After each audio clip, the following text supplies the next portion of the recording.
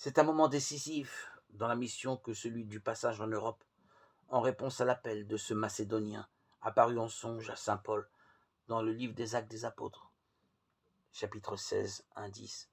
L'apôtre, jusque-là, ne s'est aventuré qu'en terrain inconnu, sur les routes de cette Asie mineure, dont Tars, sa patrie d'origine, était l'une des principales cités. Nous touchons là l'une des grandes caractéristiques de la mission chrétienne. Il y a bien une volonté des disciples d'aller porter la bonne nouvelle du salut à ceux qui ne la connaissaient pas. Mais pour ce faire, ils acceptent d'être précédés, guidés par le Seigneur lui-même qui leur prépare le terrain. Le récit de ce voyage missionnaire permet à saint Luc de souligner quelques autres aspects majeurs de toute mission chrétienne. Tout d'abord, celle-ci n'est jamais le fait d'un seul, mais de plusieurs. Luc 10, 1.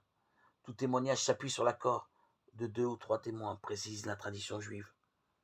D'autre part, la mission trouve son sens dans l'urgence de venir au secours de ceux à qui il s'agit de porter une parole qui n'est rien d'autre que la bonne nouvelle.